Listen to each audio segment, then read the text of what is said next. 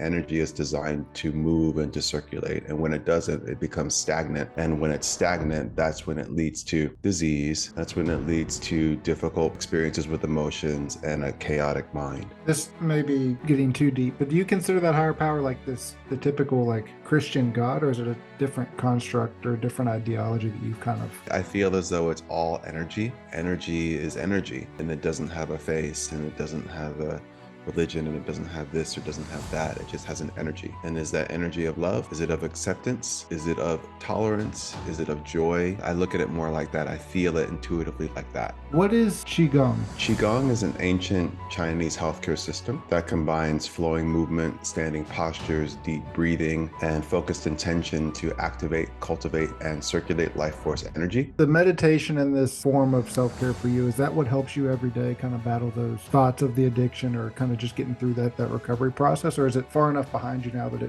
it's become easier? Where I hold power within myself is in the present moment, in the now. And the now always changes because every moment is now, and then now is now, and now is now, and so on.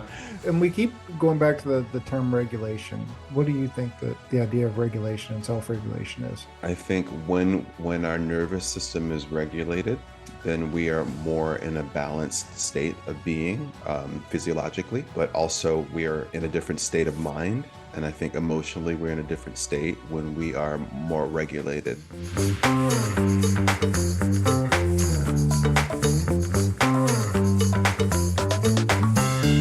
Hey, Stephen, wanted to say thanks again for joining the show today. What is it that you do, and why do you do it? I help people to help themselves through mindfulness, movement, meditation. My main focus is recovery, because my own experience in addiction recovery for the past 20 years. But I believe that at the heart of recovery is just transformation and change. And we're all moving through transformation and change. And so I think we're all in a state of recovery all the time.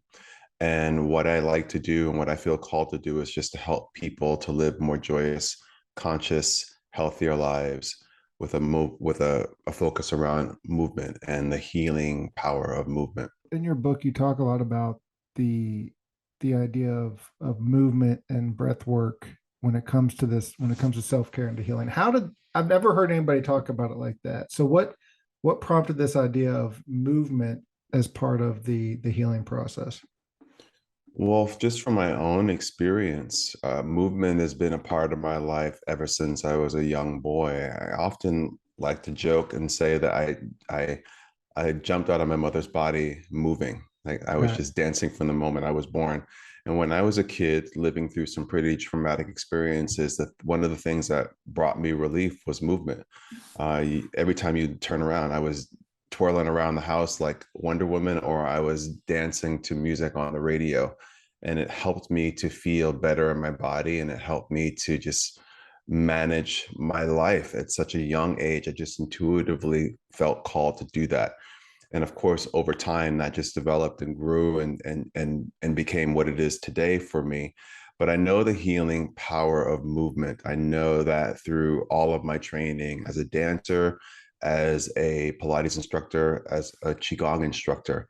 And one of the things that really brought home that lesson for me was when I was in Chinese medicine school, and I was going through a pretty traumatic, not traumatic, but really stressful experience. And the thing that saved me was the Qigong, the ancient Chinese practice of Qigong, because it helped me to deal with the tension that was building on my body as a result of the stress that I was under. And I think many people can relate to the feeling of being under stress, and also the tension that it can bring to the body.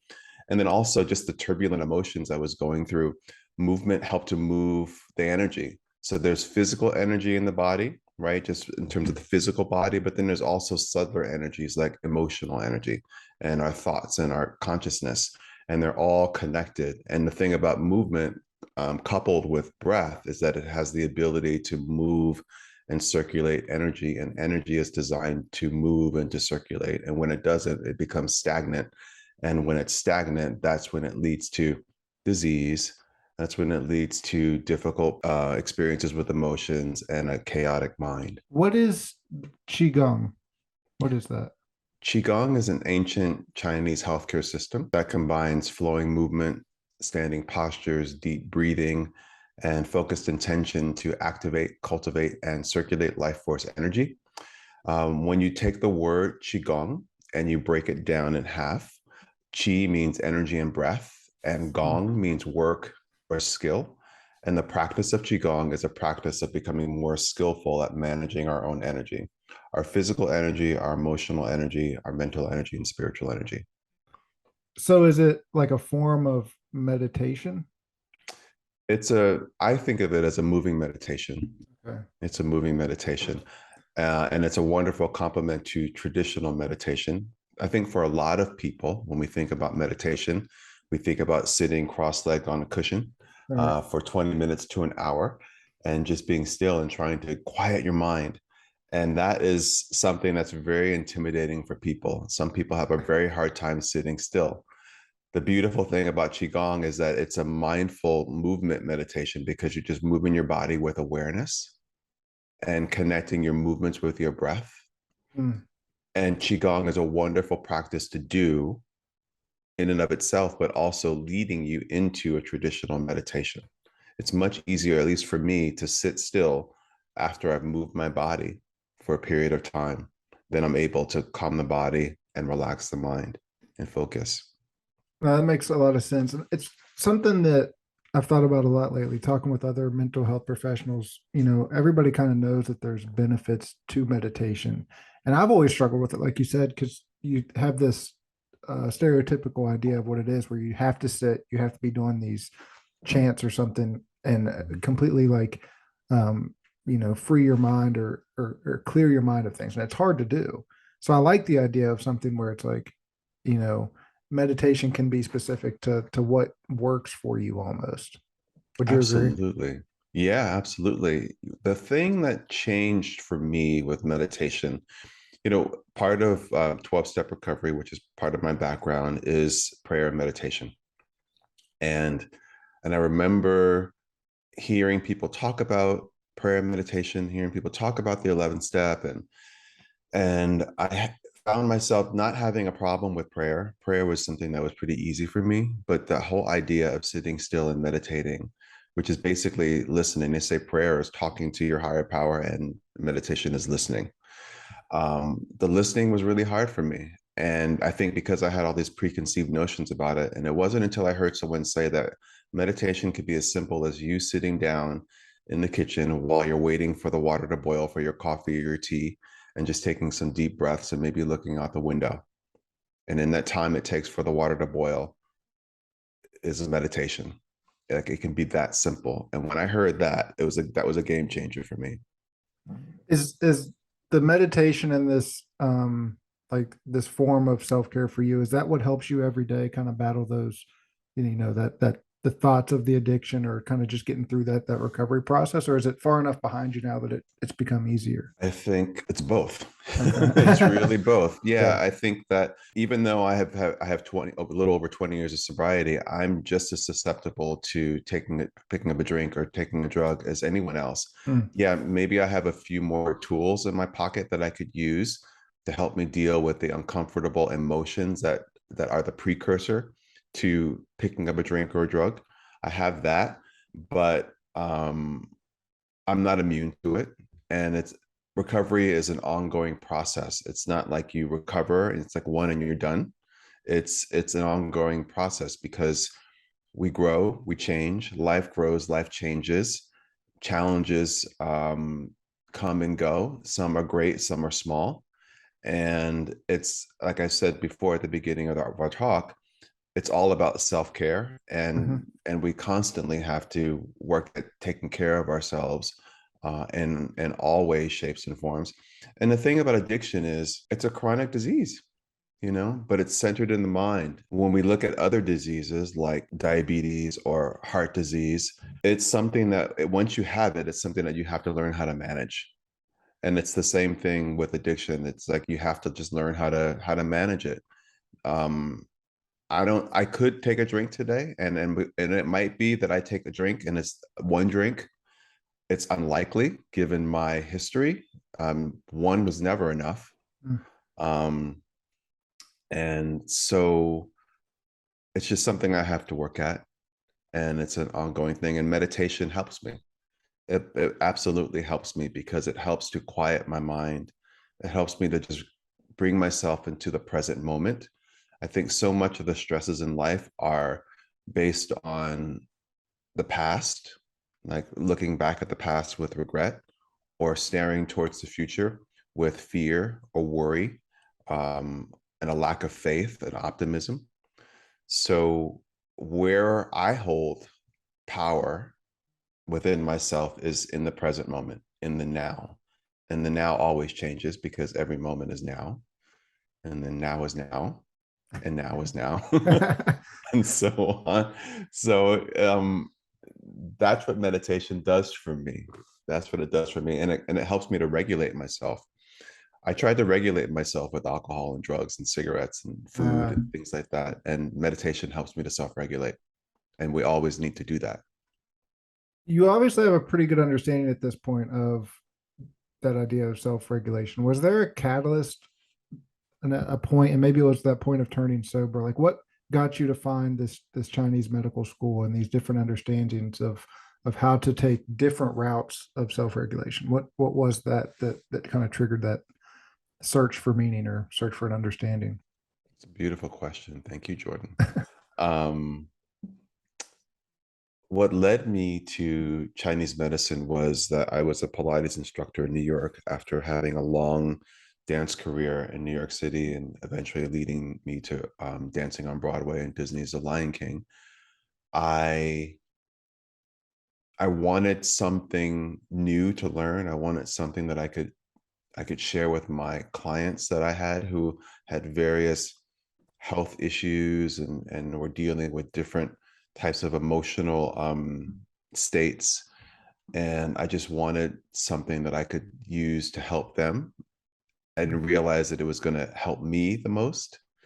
So I began the journey of studying that, and eventually ended up moving from New York to California to do so, and went to Chinese medicine school. And I didn't stay there for the entire 4 years. I actually left early because I just decided that it wasn't quite the right thing for me. But what I did realize is that Qigong was the medicine that I was supposed to learn about and get and use for myself. And as I said earlier in this interview, it was a very stressful time for me being in Chinese medicine school. And it brought up a lot of old stuff. And because it was very triggering for me, I quickly became dysregulated. I was having anxiety attacks. I was having a lot of panic. I was um, sweaty palms before an exam. I was be in my car crying because I had to go in and take a test, and I was just so worried. Just so much was happening for me at that time. And one of the things that helped me was Qigong. Like I would step into that classroom, listen to my teacher lecture about the subject, take us through a physical practice, and I suddenly began to feel better. I suddenly, my shoulders, which were in my ears to start, suddenly would drop down away from my ears. My breathing, which would be short and choppy because I was in the stress mode, I was having a stress response, would suddenly um, drop down into my belly, and I would suddenly feel more regulated. And my mind that was running with fear and anxiety and worry would suddenly not um, be going round and around on a hamster wheel. And I began to just be in the present moment and trust this process that I was in. And so that's when I began to understand how powerful this medicine is for self regulation. I knew from that moment on that it would be something that I could do to help myself and my recovery. And I knew that I could teach it to others because I've been teaching movement to people for years. And I thought, well, I can certainly do this as well. And then I went about the process of getting certified in Qigong. And so I can go out there and share the practice with other people. And that's what I've been doing for years now. Correct me if I'm wrong here, but in the book, it sounded like you didn't necessarily hit like a low, like that proverbial like low point whenever you decided to get sober? It was just kind of like an understanding of like, I don't want this anymore. Right. Mhm. What do you think helped or prompted you to kind of come to that realization? Hmm. Well, it's true. People would say that my bottom was not a low bottom, that I had a more of a higher bottom. I didn't lose everything. Mm-hmm. And that's the thing. We don't have to lose everything in order to understand that there is a unhealthy dependence on things outside of ourselves to help us feel better in life, to help us cope. And that was for me. My friend, and who was also my first sponsor, said to me that instead of taking the elevator down to the basement, I got off maybe on the first floor. Oh, that's You good. know, and I think that that's true. And so it's different for everyone. For me, it was more of an emotional, spiritual bottom.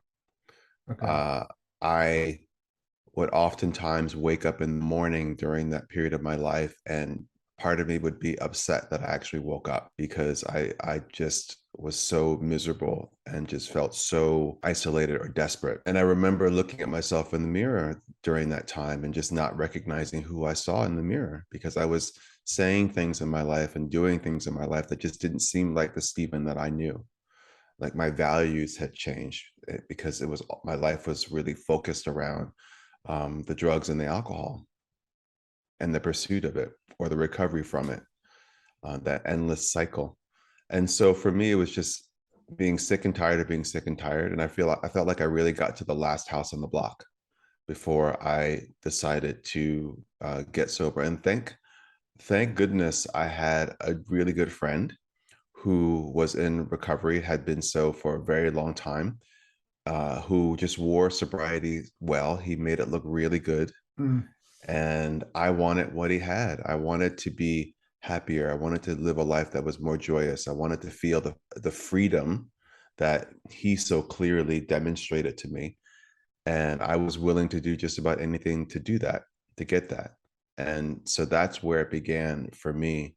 And I've just been fortunate enough to have continued every day to recommit myself to it, because the life that I have today, which I think is a really good life, I wouldn't have it if I weren't sober. I just wouldn't. No, I appreciate you sharing that. That's kind of why I wanted to ask, because it seems so standard that everyone says, I got to this bottom or whatever. And it just seemed like yours was a little bit different. I think it's important for people to realize that you don't have to make it all the way down before you seek out that help, or, kind of decide to make that change. So I appreciate that. Pleasure. Thank you. You talked about a little bit about the spiritual health, and part of your book, well, I mean, it's subtitled Soul Care. What what is the difference between soul care versus what we've already kind of touched on when we talk about our physical health and our mental health? What do you consider the soul care piece of it? I think soul care to me is self care. From a Chinese medicine standpoint, the body, mind, and the spirit are all connected. They're one. You can't separate them. Okay. That it's all about energy, and the energy that runs through the body, mind, and the spirit is the same, but just different stages of manifestation. But ultimately, it's the same energy. So anything that you do to tend to your body is going to affect your mind, is going to affect your consciousness. Just like anything that you do to impact your mental state, your emotional state, directly affects your physical state, right? And Mhm. in medicine, it's no longer it's no longer a big dispute about this mind body connection, right? We just know it as fact now. And so soul care to me is everything that I include in the book, whether it's the movement practices, the self massage, the deep breathing, the meditation, the community building, the self inquiry, all the other tools. It's all self care, soul care. So, and I'm gonna, I guess I want to kind of put you on the spot here. I just want to have an understanding here. You said they manifest differently. Can you give me an example of like how, and maybe it's all connected, the Mhm. soul piece of it manifests differently than maybe the physical piece? Does that make sense?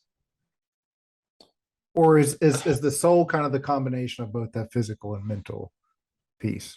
The soul is, it's a combination. Okay. Like in Chinese medicine, it's that there's a beautiful analogy that's often used that when you look at a piece of ice, Mhm. a solid piece of ice, when the ice begins to melt, it turns into water. And then once the water reaches a certain temperature, it begins to evaporate and becomes mist. Right. So the actual ice is the physical body, but it's also water, and the water is just another manifestation of the ice, and the vapor is just another manifestation of the water. And what happens is, even when you look out in nature, there's this constant cycle of ice turning to water, turning to mist, which Hmm. turns to water again, and or ice, and it's just this continuous cycle. So when we look at the body, mind, and spirit, it's essentially the same thing according to traditional Chinese medicine. So it's the same energy, just like it's still H2O, Right. but it's just different states of being or different states of manifestation. Does that make it a little bit clearer for you? Yes. Yes. Yeah. No, thank you. And Yeah. um, why do you think that all the forms of meditation kind of come back to breathing? I'm kind of jumping around here, but when you think of the traditional type of meditation, it's always sitting there and focused on the breath to help clear your mind. Even in your movement, when it talks about breathing, why is that so important to the meditative process? Breath is life. Breath is constant. Breath is a window to the present moment. Breath is a tool that we can use to help us to bring about balance and homeostasis within the body. Breath is it's one of those things that we all do. We take what, 22,000 breaths in a day. Hmm. Um, and but very few of us know how to breathe well, right? A lot of us walk around holding our breath. Um, and a lot of us are in a constant state of stress. So our breath is we're doing what's called a stress breath, which is a short breath, really up in the chest, rigid, tight, as opposed to a more relaxed um, breath that's deeper into the body, slower, and it can help us to regulate. Breath is a window to balance. It's a window to self-regulation. It's a window to the present moment. And I think that's why it's something that you see in all these different healing practices. It all gets back to the breath, because breath is essentially life. I mean, without breath, we wouldn't have the opportunity to sit here and talk, or to sit in meditation, or to move the body, because it gives life, it gives energy. According to Chinese medicine, breath, air, is the most accessible form of qi, which is energy, that there is. We can go for a while without eating or drinking, but we can't go very long without breathing. It seems pretty simple when you put it that way. And we keep going back to the term regulation. What is regulation? Is it just the idea that you can process things that happen in your life? You can kind of handle different scenarios. You can, without being as reactive to our outside influences. What do you think that the idea of regulation and self regulation is? I think it's all those things. I think I think when our nervous system is regulated, then we are more in a balanced state of being, physiologically, but also we are in a different state of mind. And I think emotionally we're in a different state when we are more regulated, when we are not, when our body hasn't shifted into that stress response. And the stress response, there's a whole cascade of things that happen when we're in a stress response, where our heart rate is elevated, we start to sweat, blood starts to go to the limbs, because we're either going to flee, or we're going to fight, or we're going to freeze, or we're going to do something called fawning, which is to, when we're in a dangerous, or what we perceive to be a dangerous situation, we're going to try to negotiate our way out of it. So self-regulation is the process of how do we get ourselves out of the fight, flight, freeze, fawn, and come back to a place of balance and homeostasis. where when we are in that state of balance, that's where the natural healing properties that exist within the body are able to turn on. Just like when we're in that more relaxed state, that part of the brain, the amygdala, which is the part of the brain that is connected to the fight, flight, freeze, when that's active, the other parts of the brain, the cerebral cortex, that area of the brain that's responsible for decision making, judgment, things like that, that turns off. And that's also, that part of the brain is also connected to our ability to regulate ourselves.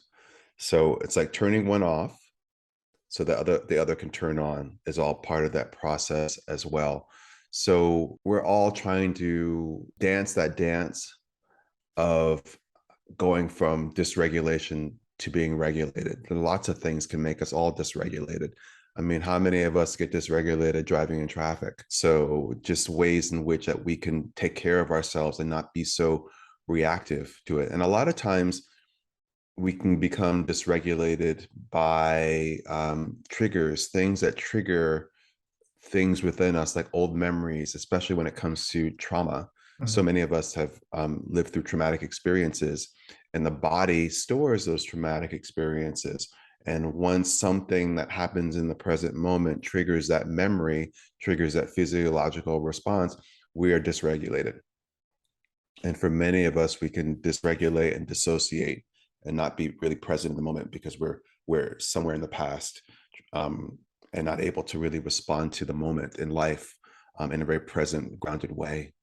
And so being able to have tools, and part of the tools is just awareness, have awareness of ourselves and what state that we're in, is really important when it comes to how to create that balance and homeostasis within the body and to regulate ourselves.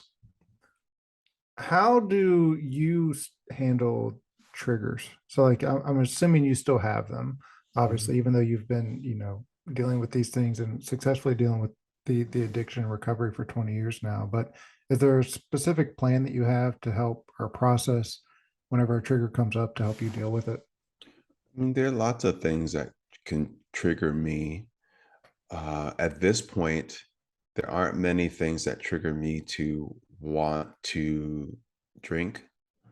Um, sure, I'll have a thought of it, but it's a passing thought. It doesn't send me to this place where I am, where I feel like I'm in danger of picking up. But there's lots of things that can trigger me, that can dysregulate me, that can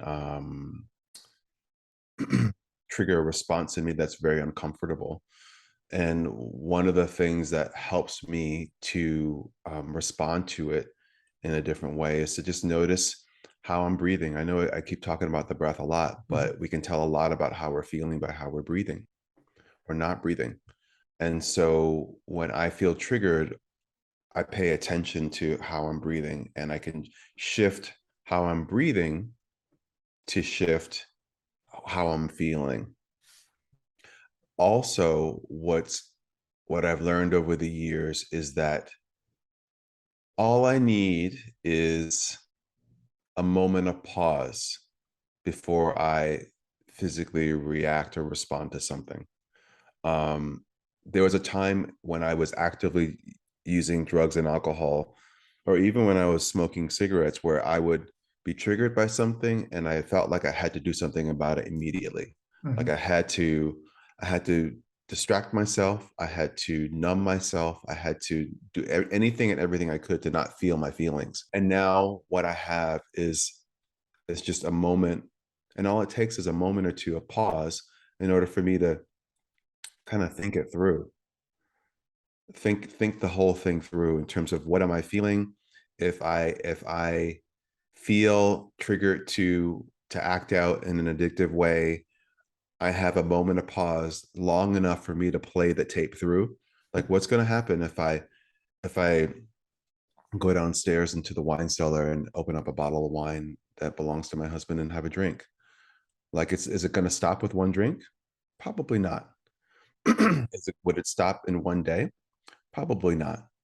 Mm. Would I be able to do manage my life the way that I manage it now if I had that first glass of wine? Because it's this because it really is the first one that will get me drunk. Um, probably can't. So that's those are some of the things that I do to help me deal with triggers, and also just having a community of people. When I feel like I'm triggered and I'm in a tricky spot, I have people I can call. I can share what's happening with me, and when I share what's happening with me, it changes what's happening. It changes my response to it.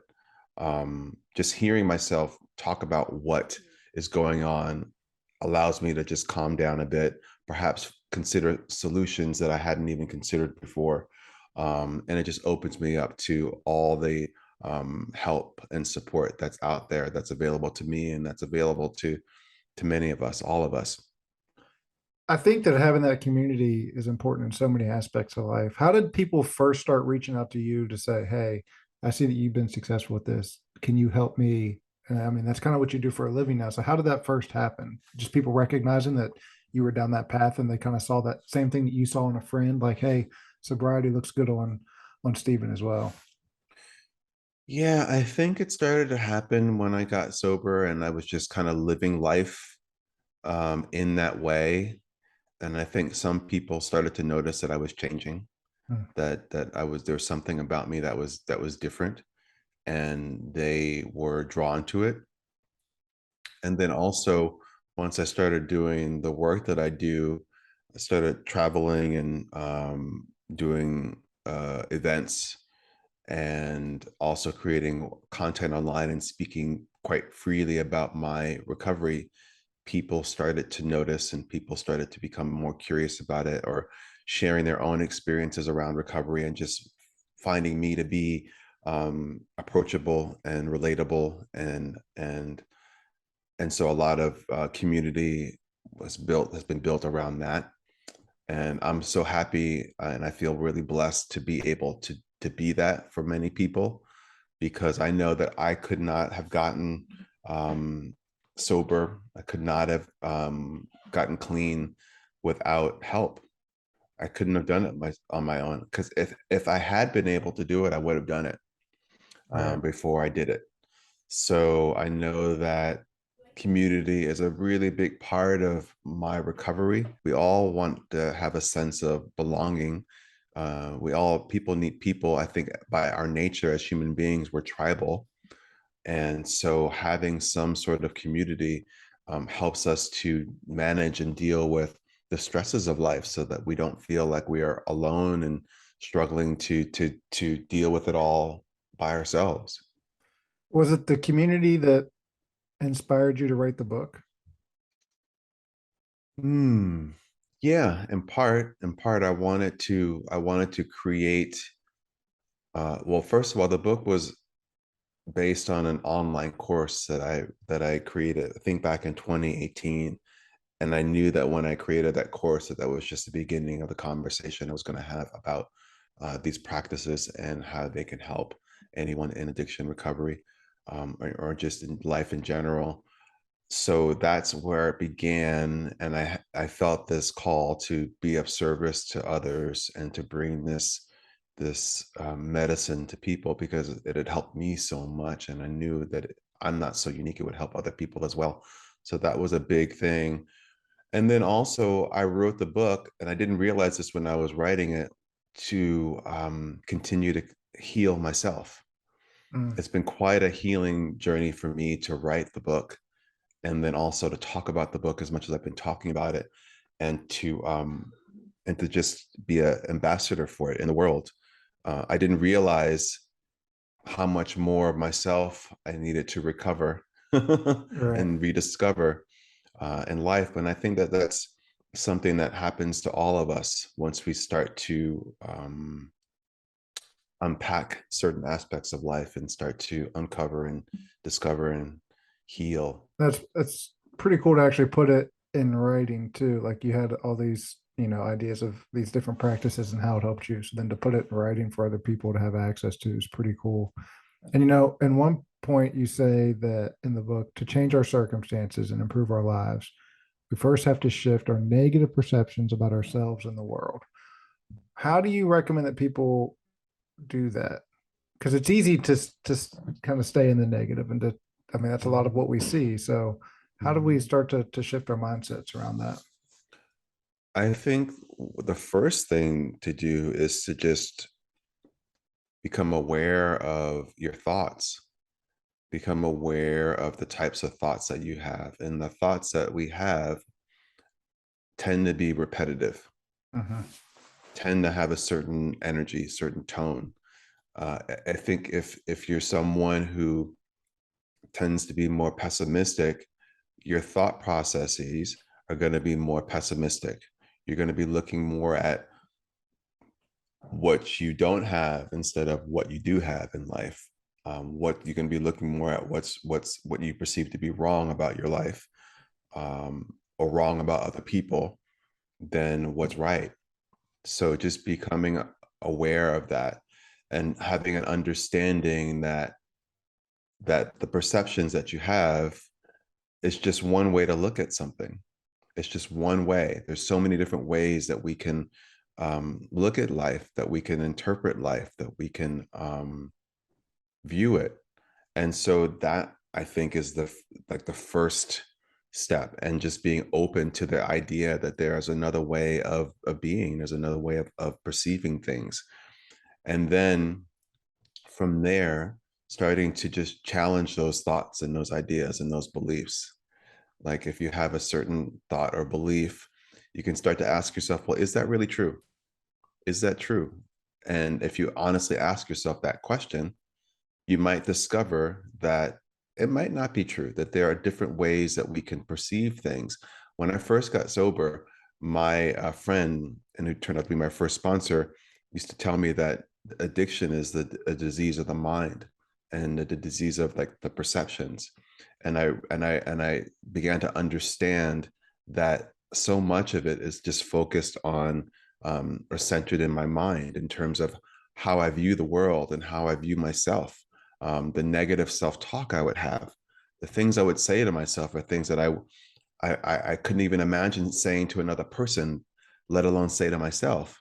And so just becoming more conscious and aware of that and working to shift that is life changing. Because I think when we have a more pessimistic point of view, I think the world gets so much smaller. I feel like when I'm in pessimism, my world gets so much smaller. But when I'm more optimistic, it makes me more hopeful, and it makes my world expand. And there's just so many more possibilities and opportunities. So perceptions it's a big part of this whole puzzle when it comes to addiction, and moving out of addiction more into recovery, and moving into the potential and possibility around recovery. It's an important piece. When we talk about changing our perceptions, you also mentioned that like trusting or even the thought of a higher power didn't come natural to you in those early stages. How did your perceptions around that change, and why was that helpful for you?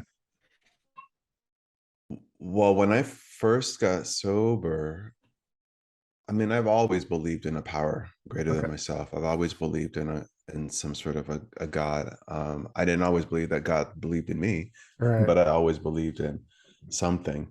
That's how I was raised. But I didn't feel like there was a place for me in a lot of those communities where that higher power was worshipped. Mm. And so it wasn't until I got um, sober and started attending 12-step recovery that I had the opportunity to re-examine my relationship with a higher power, and I was able to redefine it for myself, and come up with my own conception of a higher power, and that was life changing for me because I carried a lot of shame with me, and being able to create my own conception of a higher power that was loving and accepting and kind and funny and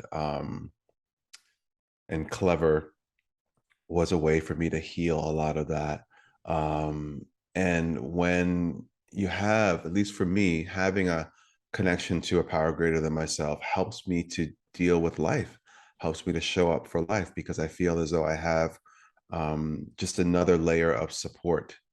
What I heard at the very beginning of my sober journey, that it's important to have some sort of connection to some sort of higher power. And for a lot of people, their higher power is nature. It's not this, gray-haired figure in the sky.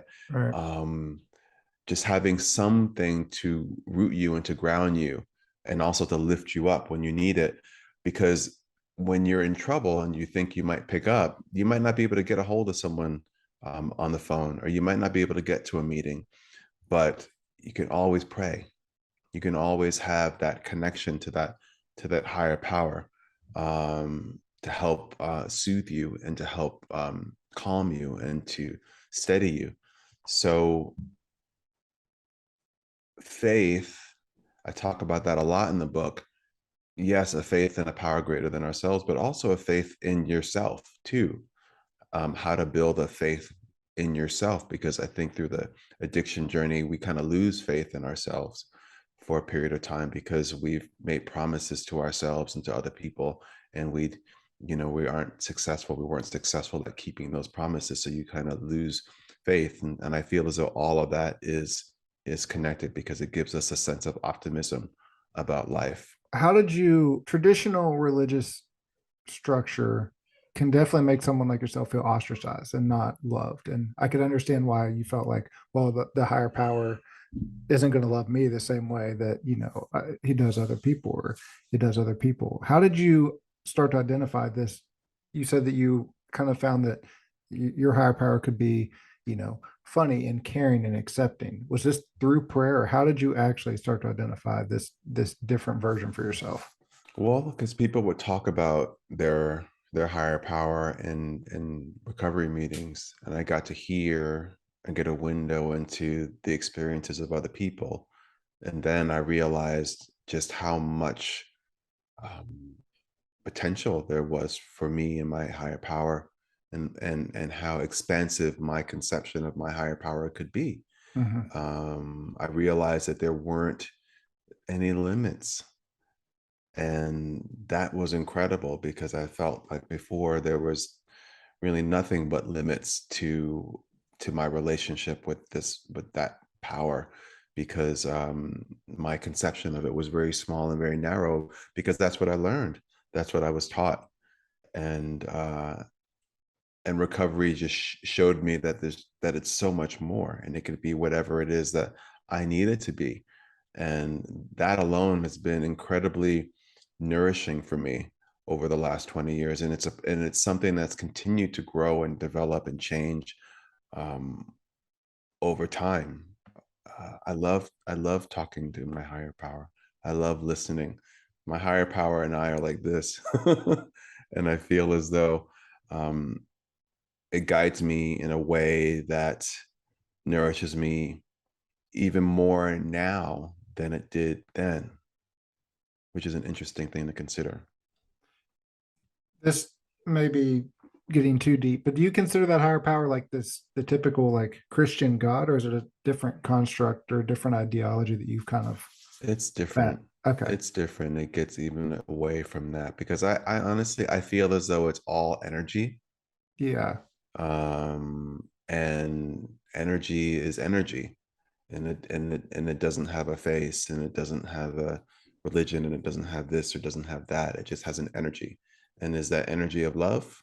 Is it of acceptance? Is it of tolerance? Is it of joy? um yeah, I look at it more like that. I feel it intuitively like that. No, I think I was asking more for myself because I grew up in Mhm. a Christian, home, and it's like you struggle with that idea because there's so many limitations on what you're taught or what you're, you know, kind of led to believe that that higher power is. But it's like you feel like there's something there, but it feels more like an energy, like you kind of said. So I just wanted to get your perspective on that. And how do you then, whenever you talk about like prayer and as part of the meditative process, how do you talk to this higher power? Is it the same way as you would a friend? Like, is it how do you do it yourself? When I'm talking to you. Yeah. That's the best. Those are the best moments of prayer for me, Yeah. is when I'm talking to my higher power like I'm talking to you. And my higher power can take it when I'm angry, can take it when I'm sad, can take it all. My higher power doesn't take any of it personally like a person would. Right. So I feel like those are the best moments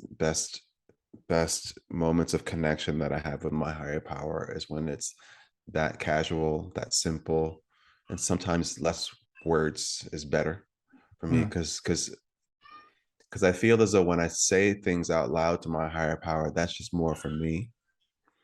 My higher power doesn't need to hear me say anything, because it knows and loves me for exactly who I am and what I am. But saying things aloud allows me to have my own process play out for me, in order for me to understand it, in order for me to shift and grow and change through it and navigate. That's pretty cool. What do you hope that people get out of the book when they read it? I hope that they get a sense that they're not alone in whatever it is that they're challenged by, and we all are dealing with challenges. I hope that they realize that they are worthy of recovery, of transformation, of change. And then I hope they also take home with them a collection of tools that they could use to help them live better lives, more conscious, joyous, and healthier and happier lives. Are there other resources or ways to get in touch with you that people can, that have more questions or that, want to be part of a community? What are some ways or things that you recommend people do? Yeah, I have a online membership community called the SWE Studio, where I teach a fusion class of Pilates and Qigong, but I also offer laughter medicine, dance, meditation, and other wellness material. Over 300 videos in my library, and it's all really about self-care, helping people to take better care of themselves. The book provides so many tools for self-care, and I feel as though SWE Studio is a continuation of that, and a building of a self-care practice that really is designed to meet all your needs.